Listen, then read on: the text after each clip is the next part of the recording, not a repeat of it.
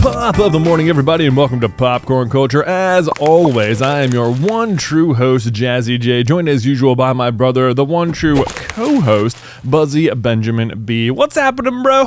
As always and forever. It's a bold statement. It's a bold statement. It's extra bold on today because as we're recording, it is still August.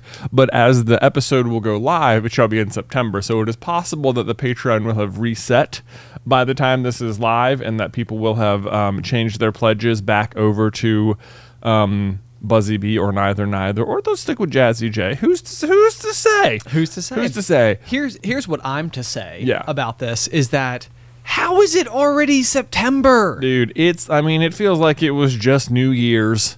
I think this is the fastest year that has gone by of my life. Oh, that's because you have a kid. Yeah. That's for sure. The days are long and the years are short. It's one of the most accurate statements I've ever heard about anything ever. It's like when I heard that, I was like, this is exactly the truth. Yes, correct. It is definitely. I don't know anything about how time functions, about how things move forward, but I know that's true. Interesting. I wonder if you tried really hard in the moment, you can actually get time to slow down. All of time. Well, I mean, and I guess it's not for everybody because it's all like your perception relative to time. Time is weird, isn't it? Time is weird. It's to make time around you slow down, you would have to be faster. Well, right, but I suppose that's like speaking to like relativity in terms of like the Flash, right? Yeah, something like that. Yeah, like in X-Men when Quicksilver's doing his thing, or right. But like, I wonder if it's the case that like if you're hustling and bustling, like if you've got like a lot to do and the day just like flies by, it's like this is the thing about like working a job. Like the honest truth is that a day where you're super busy at a job is always better than a day where you're just like bored out of your mind. Absolute fact. Because it just like zips right on by. Yeah. And so I wonder, while it's not you physically moving faster, but it's like your brain is like, it's like wheels are turning and gaskets are doing whatever gaskets do, holding in steam and redirecting energy into the correct locations. Sure. I don't know why there's gaskets in your brain, but it seems like possible enough. No one's ever looked at a brain before. Probably not. Yeah. No, under-examined organ. The brain is very like self-protective in that exact way. It's like anytime, even though people have like handled brains, all brains are in on the idea that they don't want humans to really know that much about them. So that you like, even if you are looking at a different brain, your brain knows to just like mask it with your eyes. Wow. Nah, boy, that sounds like a concept for a movie. It does seem like a concept for a movie. All the brains are in on it. You could probably take that brain and run with it. Yeah. Who's to say this isn't happening? We'll never know. Maybe your brain's in control, isn't it? Are you saying your brain's not in control? See, now you're arguing with yourself. It's an unwinnable argument. It is. This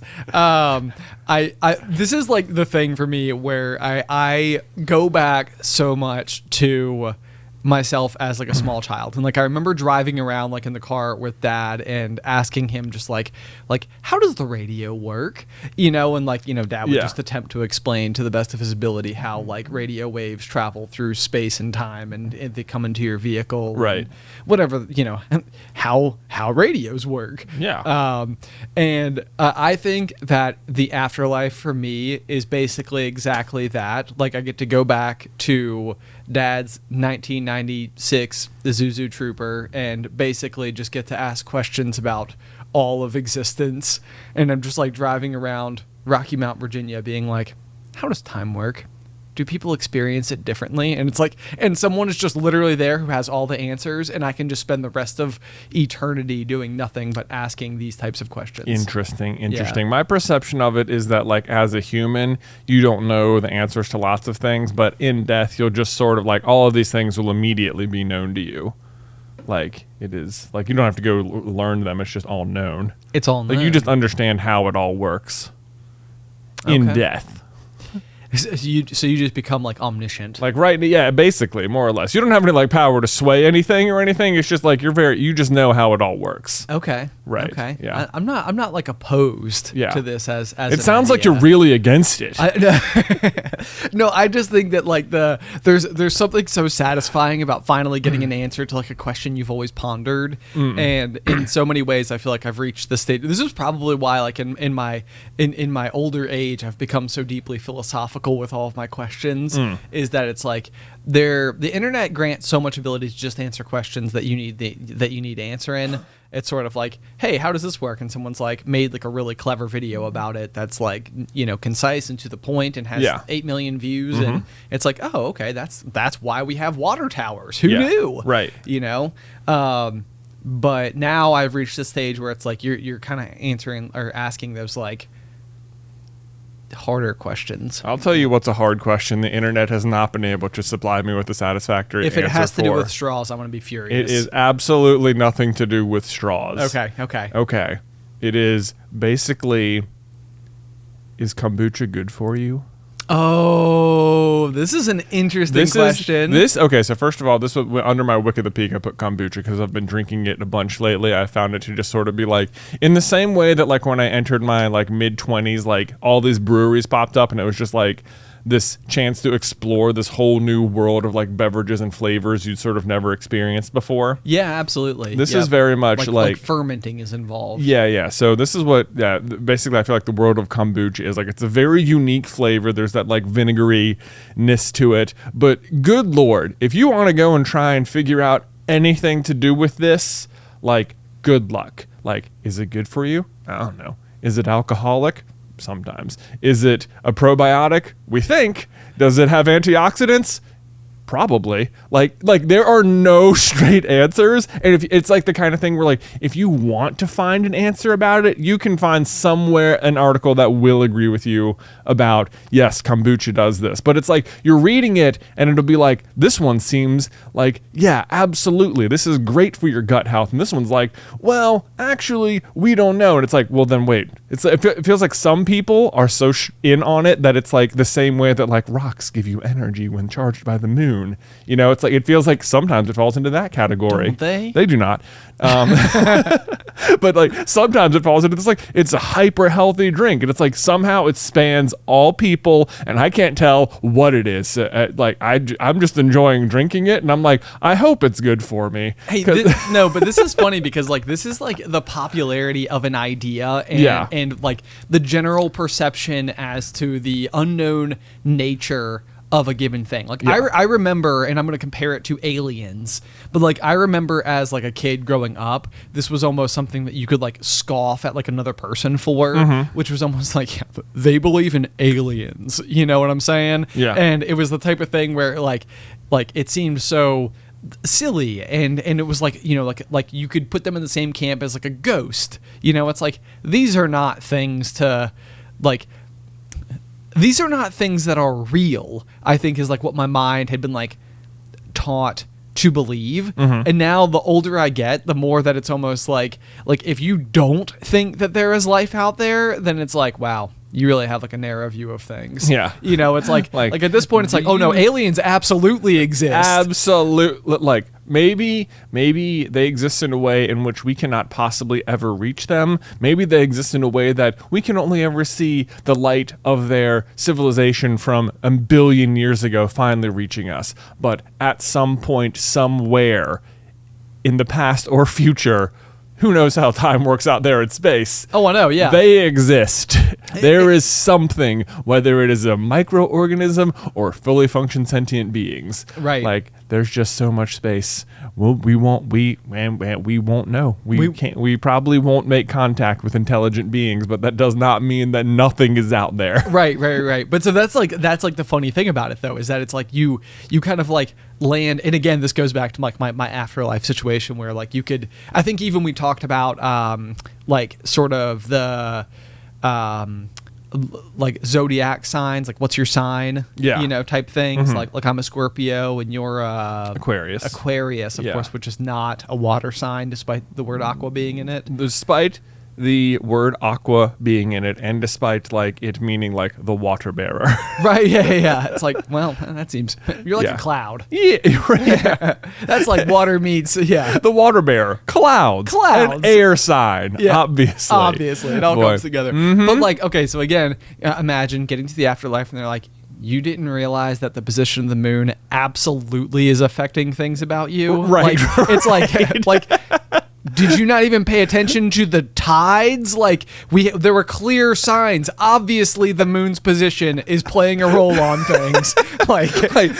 You think the moon controls all of the water on Earth, but had no effect on like your blood or something? Right. Yeah. Do you know what percentage of you is water? Yeah, like you absolutely have a relationship with the moon. Yeah, right. Yeah, like I can see this being like, oh, yeah, isn't that what they taught us in? I know, yeah. School, and it's like, yeah. Exactly. It's like this is one of those things where it's like scoff at it all you want, but then it's also like, are you sure that it's not playing a role? And it's like, well, you're up there just talking to God, and you're like trying to reason with him, and it's just like, do you know who you're talking to? like I made all things. You cannot argue with me. Right. Yeah. Even then, I imagine somebody would be like, actually, you know, let me pull out my phone. There's a great article. I'd like to pull out my phone. Where is it anyway? Oh man, yeah, you're right. Like stuff like that could be just so hilarious. It'd be like, what do you mean you didn't? Yeah, you guys were completely unaware of the. Did you guys ever meet the Atlanteans? You know, like that whole underwater. Oh yeah. Like another thing that's just 100% real. Yeah.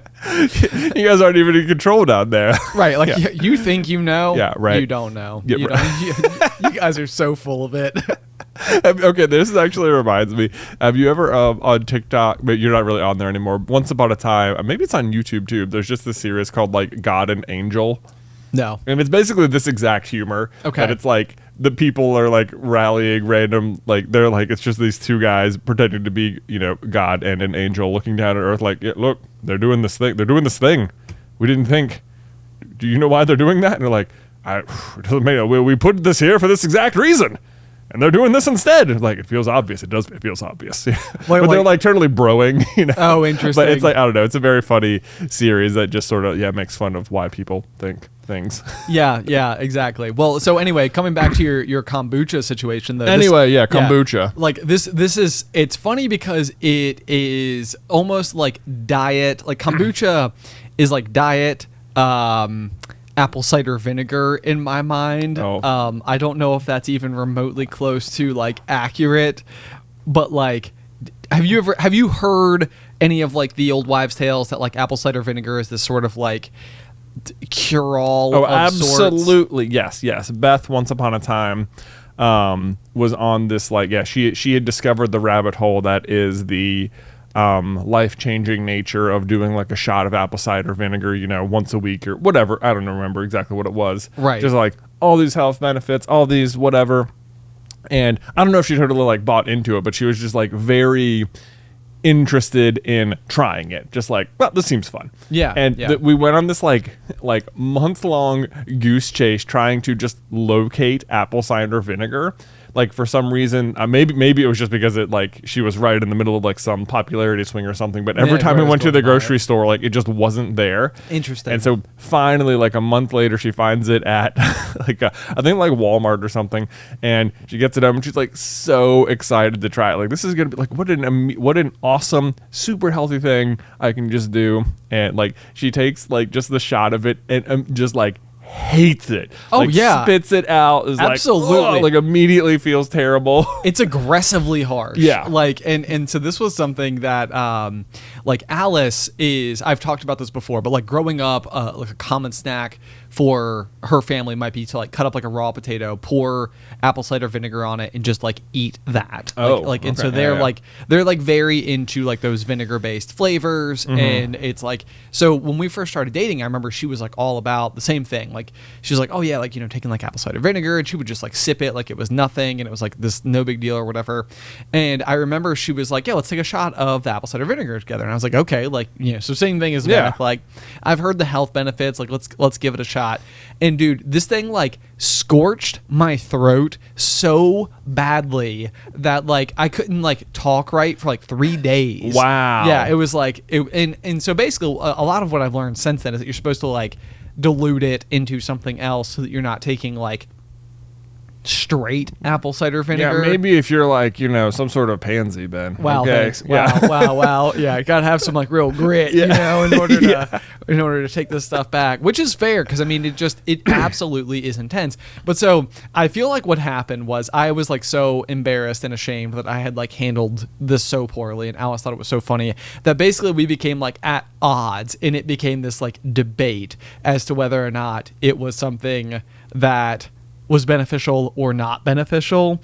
And it's like the same thing as kombucha completely. I think is that like, because it's got this like vinegar nature to it, it's supposed to be good for like your gut bacteria. And it's like, when I go back to like my aquarium days, like one of the things that we would do in like a saltwater aquarium is that like the bacterial colonization that exists is like your primary filter. Right. So the more mature an aquarium is, the more bacteria is present, and the more that bacteria is able to like denitrify the water because it will eat all of the bad stuff. Mm-hmm. And a very natural food source for that bacteria is just literally vinegar. Mm-hmm. So like one way that you could actually like boost the bacterial colonization inside of the aquarium is to dose just white vinegar to the tank. So at this point in time, I'm literally like doing this at work on a regular basis. Like I'm absolutely buying into the idea that like vinegar is good for bacterial colonization. Yeah. And then in the meantime, I'm also just like, there's no way that this is like healthy and or helping in any way, shape, or form. Because you had a bad experience drinking it. Because I had this like bad experience drinking it. And so then, you know, like I'm trying to like almost find these like the avenues that like disprove it. And she's trying to find the avenues that do prove it. And you're both being successful, I'm sure. Absolutely both being successful. Mm-hmm. And so it's like, you know, on my end of things it would be like, well, like while there could be some beneficial nature, it's like it's also like extremely harmful to the enamel on your teeth because it's like a light acid, which is then like slowly like wearing down like that, you know, or whatever. And so like it's this total like well, it kind of depends, like, you know, is it healthy? I'm not I don't know. But we've also gone through this with so many other things in life. Like I feel like growing up there was like the Got Milk campaign, you know, and milk was also successful in this exact same category where it was like, oh yeah, you should be drinking like multiple glasses of milk every single day. And now I have absolutely no idea if that's even true. Like, should you drink multiple glasses of milk a day? I think, milk is definitely one of those. Is like, is milk good for you? Hard to say. Hard to say. Yeah. Hard to say. Also, like the milk game these days, you could have like almond milk and soy milk and Fairlife and what there's like it's not just like go to the store and buy 2% or whole. Oh yeah, well, I feel like there was I forget which. I think it's in Parks and Rec. They're making fun of like Gwyneth Paltrow's Goop brand. Yeah. And someone has like Bloosh. Yeah, I think that's what it's called. Yeah. And they've got like, I think they call it like cow milk. They call it beef milk. Beef milk. Yeah. And it's like one of those things where you're like, oh my gosh, like that's just milk. Like that's the origin of like, you know, like what we refer to it as. But like now, I literally do hear people use like with absoluteness, like cow milk. Right. You know, just to like reference like, oh no, like that's the kind of milk that I am consuming. That I'm right, consuming. You need to clarify. Right. And it actually, this is like a total tangent off of this exact conversation, but our podcast editor, Ethan, always makes this joke about how golf is like this and how come like traditional golf, tell me what you imagine traditional golf to be.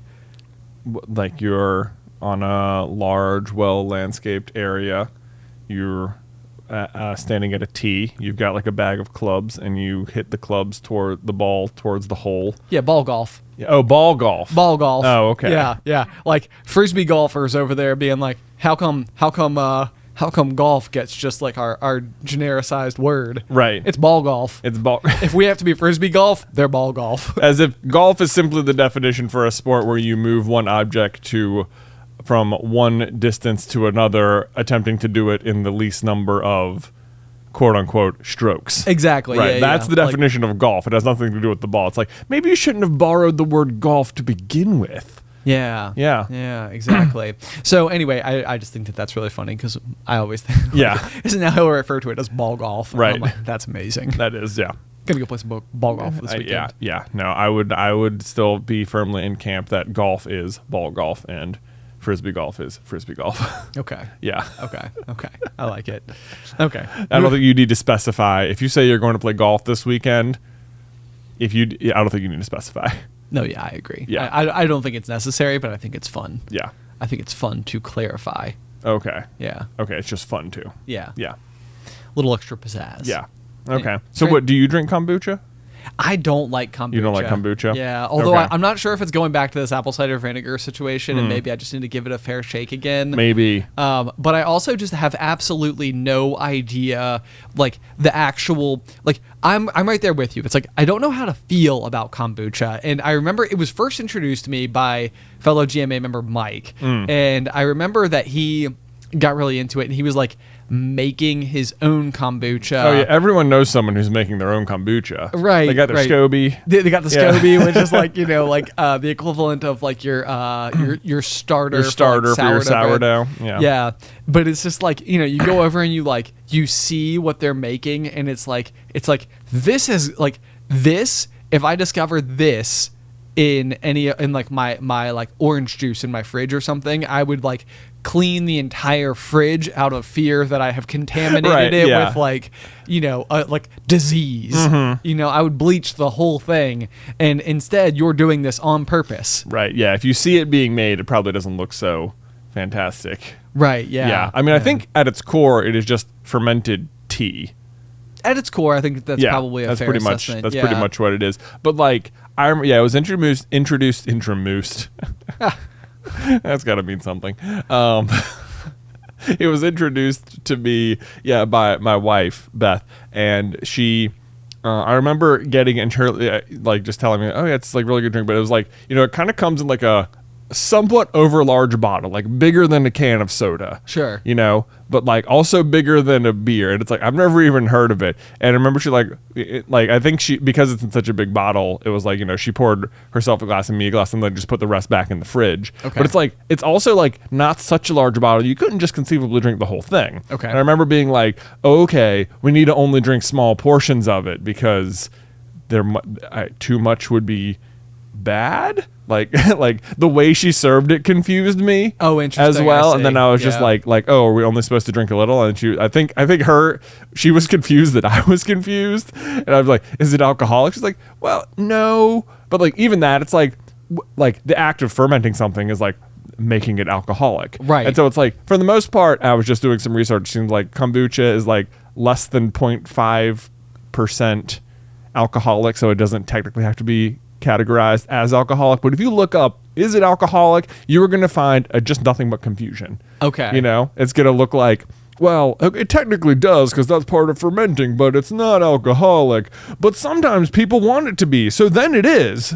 Like some people intentionally make it, and it's like, but it's all put in the same spot at the grocery store. So make sure you read the label, and it's like, so is it? Or I know, yeah. This is almost like the opposite of like non-alcoholic beer, which is probably in a similar vein, where it's like you can go to the beer section at your local grocery store where there will be mostly like 99% alcohol beer. Yeah. And then there's also like 1%, which is, you know, yeah, O'Doul's. Right. Yeah. Everybody remembers the O'Doul's party.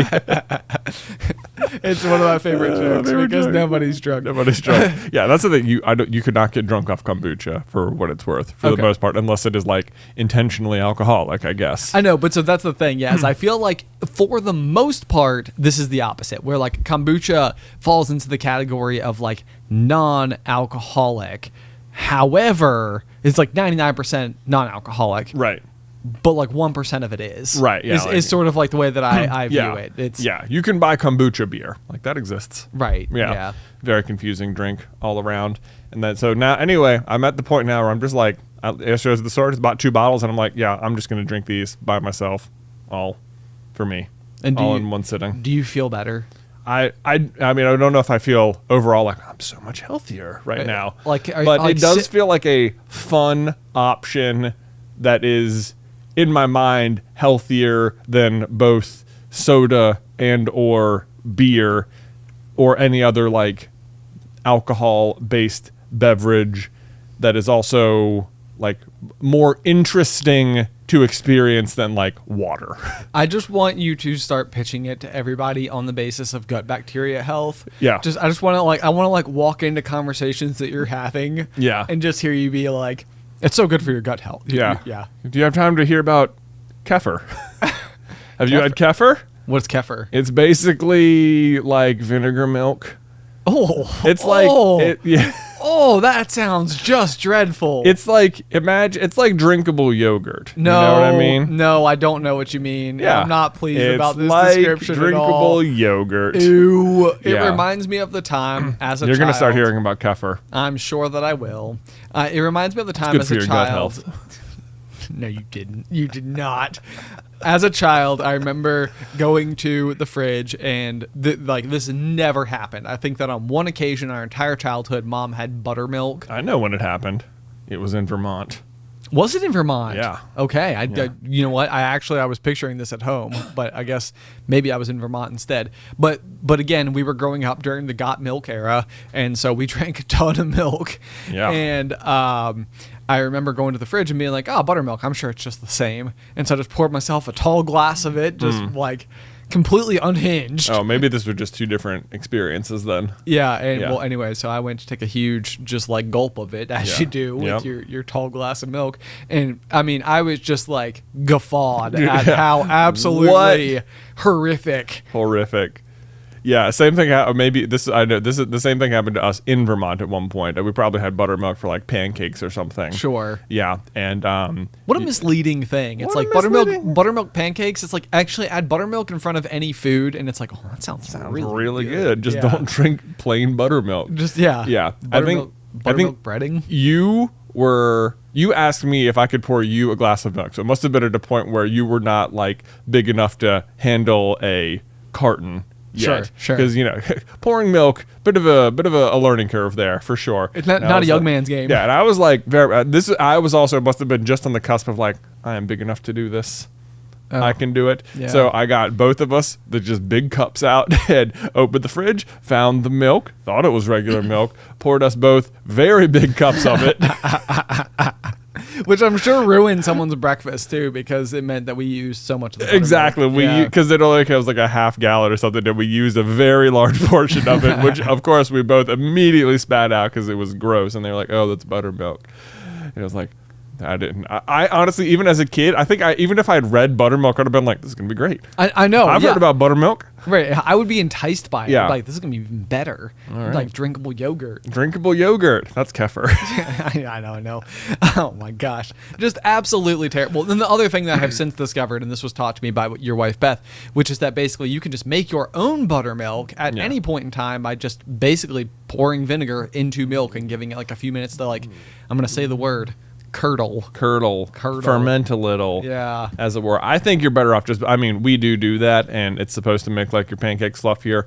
I would say you're probably better off just getting buttermilk yourself from the grocery store. I don't find this to be particularly effective, although I will also say most of the pancake mix we use is the Kodiak pancake mix, which is in itself going for more of like a protein pancake rather than the point of it being like this big fluffy treat. So it's possible that I am successfully making buttermilk and then putting it with powder that doesn't translate well. You know what I love about the Kodiak cakes? What? Okay, so Kodiak cakes I think is truly spectacular branding, because it is the boxes, like everything about them, like when you go to the grocery store, it's like typically we grew up on like Bisquick. Pancakes. I remember Bisquick pancakes, and then Mom would also make Bisquick chicken, which was like Bisquick breaded chicken, and we would have it probably once a week our entire lives, and it was very good. It was like one of those like just constant go-tos, very easy to make, I guess.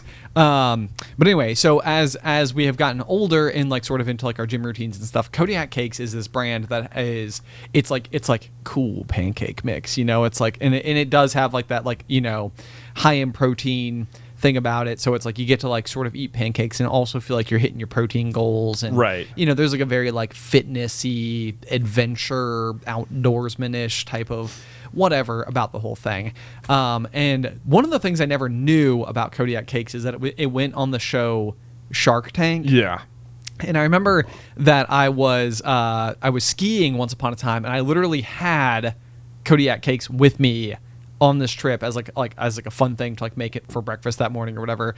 And while we were there, like hanging out in the lodge, the episode of Kodiak cakes comes on Shark Tank, and they go on, and like the people on the show just absolutely like blast it as an idea. They're like, this is like, nobody wants premium pancake mix, like nobody's gonna buy that, like no way, like we're not investing, like sorry, see you later. They use some sort of term that's like about paying the stores to like get certain shelf space, which all the sharks know this particular business term, and you're like, oh, I never heard that term. And it's like, well, if you'd worked in the industry, clearly I don't think it's a very fancy term, but I remember thinking like they all scoff at them like, no one does that, that's a bad move, that's always the path to disaster. But, like, and then it turns out like it's been this like wild success, super successful, and it's like, it makes me so happy, because you're watching it, and like I've got the box in the room with me. I'm like, look at your smug faces, thinking you know everything, thinking you know thinking that horoscopes don't,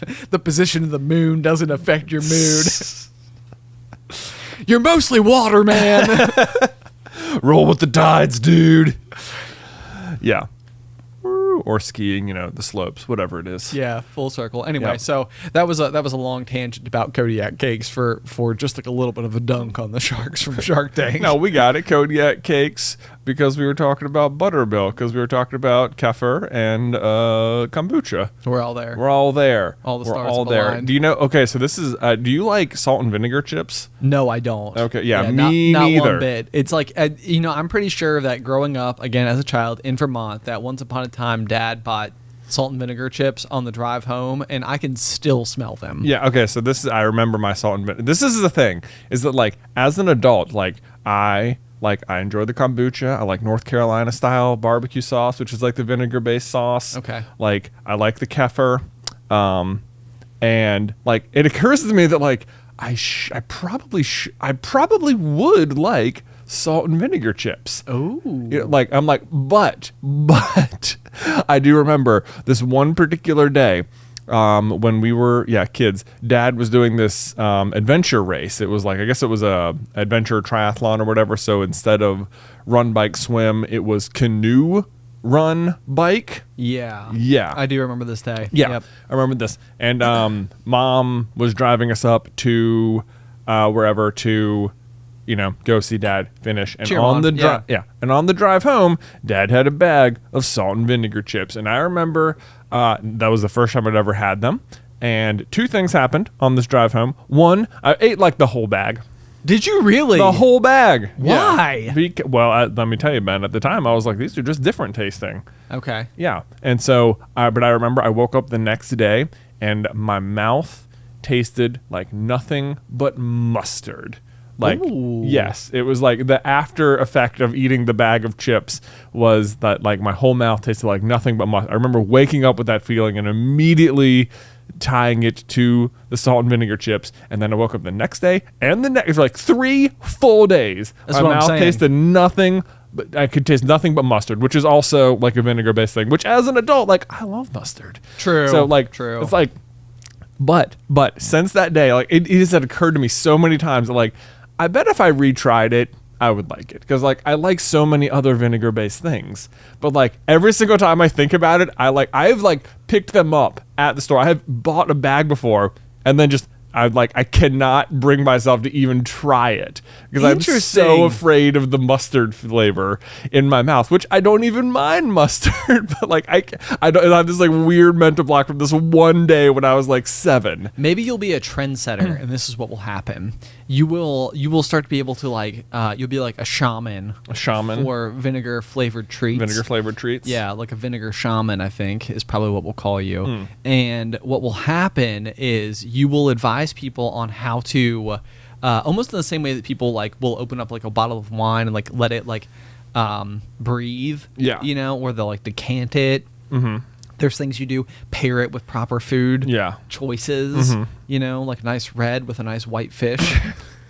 That's not right. That's not the right pairing. All I know about pairing wines with food is that the color of the wine should match the color of the meat. Yeah, that's basically my rule of thumb as well. Yeah, exactly.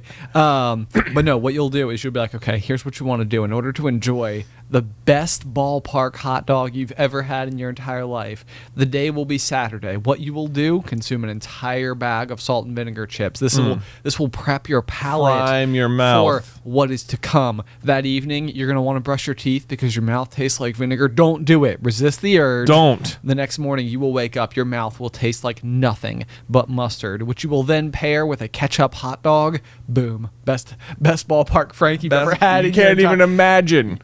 It's like, people will pay for the experience of the best ballpark Frank they've ever had in their entire life. All about the payoff. It's all about the payoff. It's all about the payoff. So anyway, the other thing that happened I should try salt and vinegar chips is basically what I'm getting at. Yeah, no, I agree. Again, I think you're there. We'll see if I have the courage. Right. The other thing that happened on this trip, and this is just sort of a complete aside, is that we were driving home, and it's like there's this bit on Interstate 81, if you're heading towards Roanoke, about 50 miles before you get there, across the road on the left-hand side, so you'd be heading south. Okay. There's this big hill. Okay. Big hill just on the side of the road.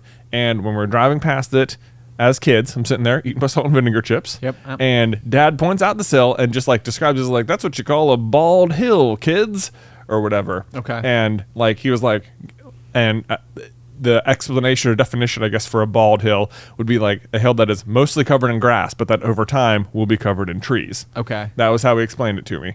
And I remember remembering it, and I remember the exact hill, and sure enough, at the time, it was just nothing but grass, the whole hill. Yep. And like throughout the years, every time we came home from a trip, every time I've like driven past it, I will look over and I will always remember this hill. I know the exact hill you're talking about. Yeah, and if you drive past it today, you cannot see one blade of grass because it is covered in trees. Covered in trees. Covered in trees. It is. You're absolutely correct, and it's like this. It's like a very unusual like case of just having lived long enough to like see nature do what nature do. Right. It's just like I've watched this hill grow up. Yeah, exactly. I watched the hill. I've watched it like since it was a wee lad. A wee lad. Nothing but grass. Nothing but But that's the funny thing about it is that like typically when you see a mountain that's been like cleared for its timber or something like that, like it usually seems like it's very like rough and like almost, especially around here, like a lot of like the dirt is like reddish colored.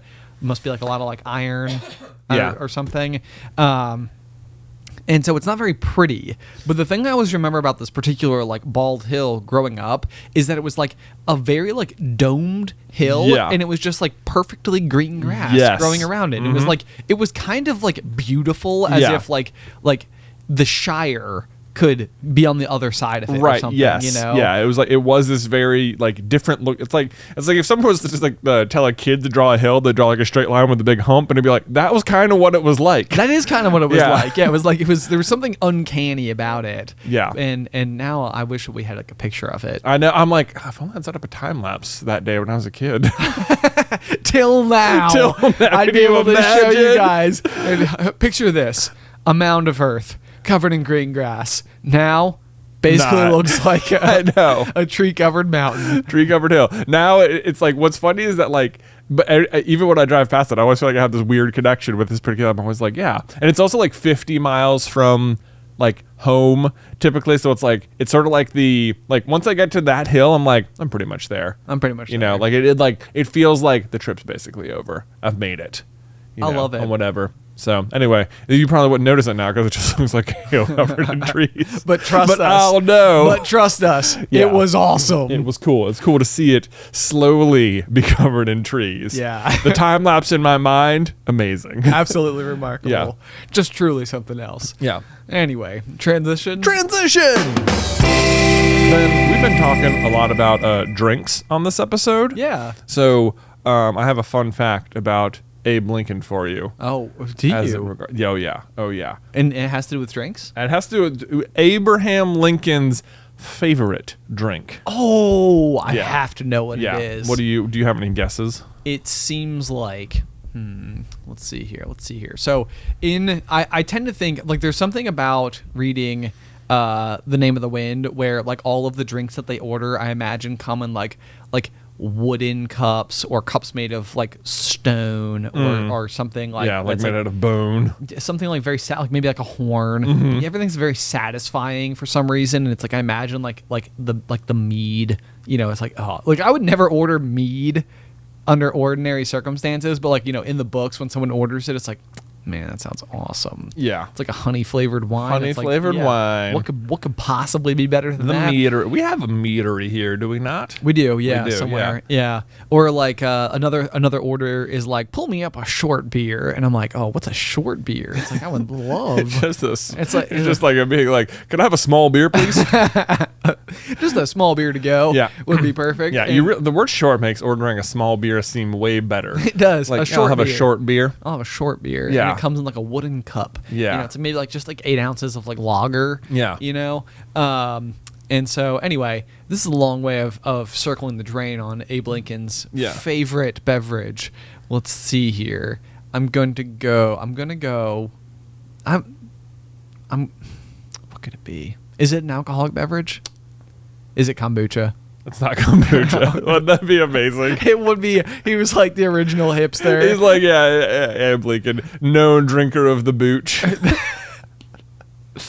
Let's just go with a quality red. Like a red wine? A red wine of sorts, no, that's not it. Okay. No, I was so happy when I was reading the list because like it goes through like all the presidents and all like the different like favorite beers they have, and it's all like red wine, red scotch, bourbon, whatever it is. You get down to Lincoln, plain water.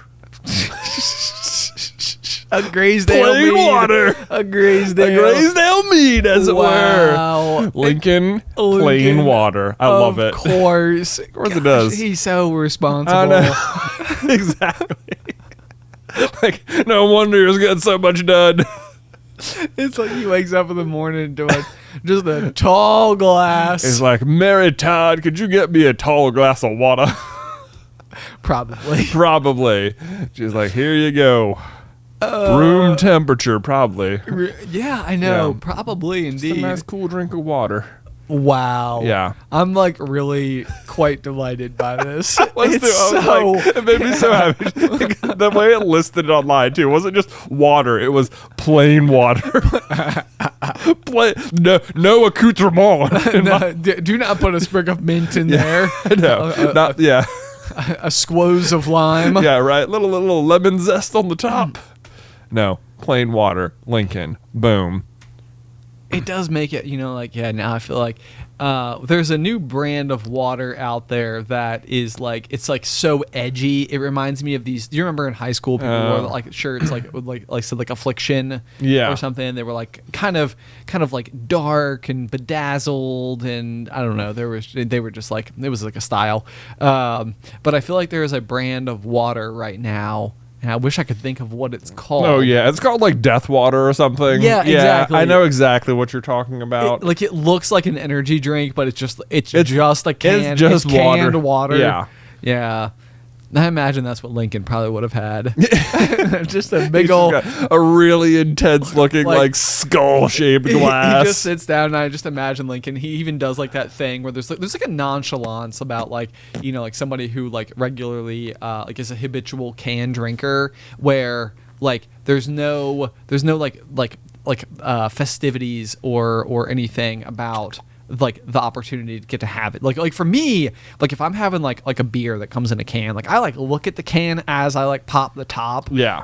Because it's like I want the whole experience of getting to like open this can and such. But then there's like other folk, and it's like like they're such regular can drinkers that they will reach out and without even looking at the can, pop that top with one hand. Right. And I imagine that's what Lincoln would do. He would go and sit down at the table to write a law.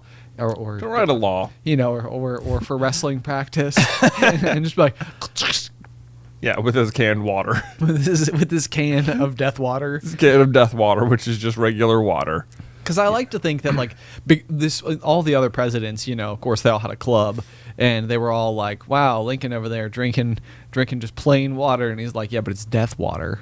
Yeah, and they can't help but have like a begrudging respect. It's like, I guess so. That's fair. Well, if it's he is death also water, taller than the rest of us, so maybe we should all drink death water too. Probably wouldn't want to grapple with that guy. Yeah. Yeah. It's too bad Death Water didn't sponsor today's episode. It's too bad. Or kefir. Death Water probably would have been drinking by Abraham Lincoln. Probably. It was his favorite drink. Plain water. Plain water. Today's episode is brought to you by plain water. Yeah, drink it. It's recipe inspired by Lincoln's own. Lincoln's own. He had a family recipe book and you turn to like page 7 of like just like a chemistry formula. Plain water, and it's literally just like ingredients: water, glass, glass. Hydrogen in 2 parts, oxygen 1. Combine. He's just got like a jar of hydrogen right there, you know. Oh yeah. Just pure water. Right. Nothing. Yeah. Nothing else would do. Nothing else. Yeah. He's got the 2 gas canisters. He just like lodges them together, pulls it apart. Pff, water. Wow. Just like it's exactly how water is made.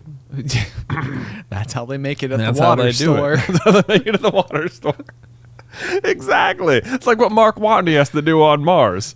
Actually, in some ways, it's true. Yeah. It's true. Anyway, yeah. The Martian. Good times. Yeah. Okay. Jay, okay, so I have another thing that I would like to talk about, which is that I'm going to call it my tattoo dilemma. Okay.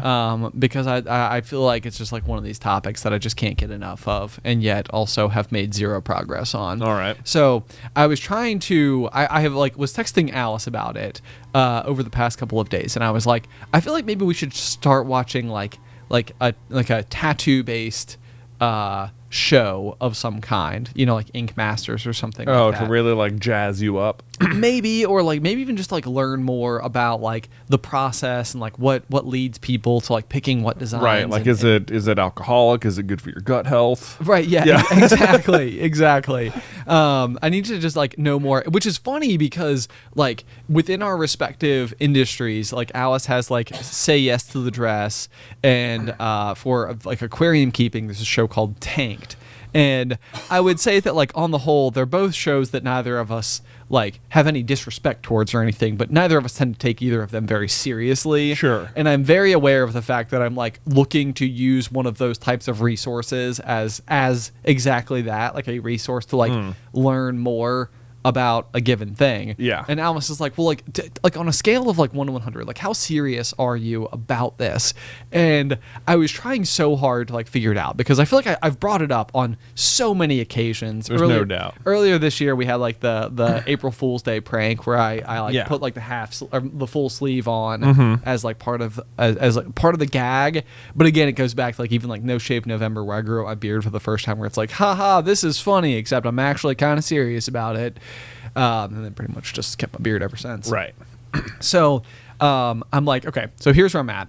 A couple of years ago during the pandemic, there is an event called Go Fest, and they were unable to hold the event, obviously, because of the pandemic.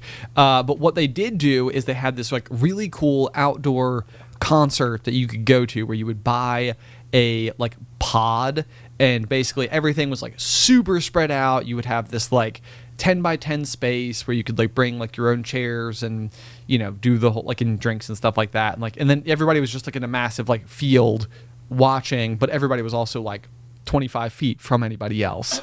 And so I was telling Alice that like my proximity to getting a tattoo is about the same proximity as I currently have sitting in my chair in my pod to being the performer on stage, if that makes sense. It's like I could be sitting there watching this band perform and be like, you know what, maybe I would like to perform music someday. Like I would love to do that. I don't know how to play an instrument. I don't really know anything about musical theory at all, but like what he's doing does look fun, and I can imagine enjoying that. Yeah. And it's like so what I'm trying to say is that it's like I feel like that is the current distance I have, where it's like I don't know how to even begin to start to like explore the opportunities of what it would be like to just do this thing. Yeah. And it's like I would love to like contact somebody and be like, hey, can we like sit down and like make a design that I probably won't use, but like I just want to see like what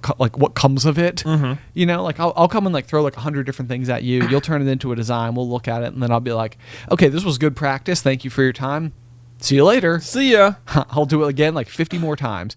Or like, you know, like I'll like Google search around and people are like, oh, like find like an artist you really like. And I'm like, I don't even know like the art styles. I don't even know where to begin with all this. Let me ask, let's back up one step further then. Is like what appeals to you about having a tattoo? Like where does the desire even come from? Because it seems like you're building up like all these barriers to it when in reality there's like no one's permission you need. I know. You know, to do it. Like there's nothing at all to stop you. There's a tattoo shop literally on the corner of the street we're on. You could walk in there and be tattooed in like under an hour if you really wanted.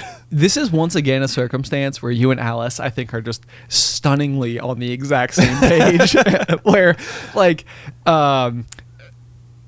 last night, as I'm having this conversation with her, you know, over dinner at this point, because it's extended from our text conversation, she's like, she pulls up her phone. She's like, Asylum is still open. Let's just go and get a tattoo right now. And I'm like, like, you're right. I could just go do that. Like, right. Like we could just walk in and just like be like, I want this, and then just do it, and then it would be done. And right. then, like the seal would be and broken. Then you'd have it. And then I'd have it. Right. But like, how scary. Yeah, I mean the of course once you have it forever. So exactly. There is that. I know. Yeah, it's a very perma decision, and it's like I think I'm so worried I'm gonna like do it wrong. I feel like here's like from my perspective, and this I could be entirely wrong. It feels to me like you have built up the idea of having one, and having had a lot of conversations with you, like there's something like almost like the reason you would get a tattoo would be to like commemorate some sort of like big event or something that like meant a lot to you. Yeah. So it's almost like what the real desire for is for there to have been something that meant enough to where you want to commemorate it. You're so not it's wrong. like, Yeah, that's a very good way to say it. It's like you really want a tattoo, but like but only because that also then means there was something to commemorate or remember in a way. And in the meantime, that whatever that is hasn't happened, or you haven't figured out what that is. So all you're left with is just this desire to get a tattoo. And as a result, you're just like floundering because you don't really just want a tattoo for the sake of having a tattoo. You want it to like mean something, but you're unwilling to wait for the something it meant to have happened. Yes. All of everything you just said was nail on the head. Okay. That was all so absolutely accurate. Okay. And it's like, yeah, because I do think that that's like this big thing, or that like I would like use part of the canvas incorrectly or something, and like something more important comes along, and it's like, well, what was I thinking this was so important as to use a percentage of my body for it? Yeah. You know, and then it's like, well, this is just silly. This is just silly. Just silly. I know. So anyway, I mean, it's like, you're right though. And at the core of it, I think last week I was talking about this, where it's like this like sense of like self-expression is sort of at like, I think for so many people, such a massive like core of having like a sense of like fulfillment or something like that, maybe or it is fulfilling to express yourself in such an appropriate way. And I think that like I have like a barrier up about that, where it's like I can't draw, and so it's like I can't take like what's in my mind and like and turn it into something like with the full intent and purpose that like I want put behind whatever this thing would ultimately be. Does that make sense? But then it means that like I have to put the faith into like someone else's hands to do that. And it's like, I'm like, there's a part of me that's like, but would you take it as seriously as I do? You know, it's like the chances are it's like these people are artists in their own right. Like right. That is what they do. So probably, but then I don't know. It's like I feel like I'll know it when I see it. Right. But I don't even know how to begin to start to like look at options. Right.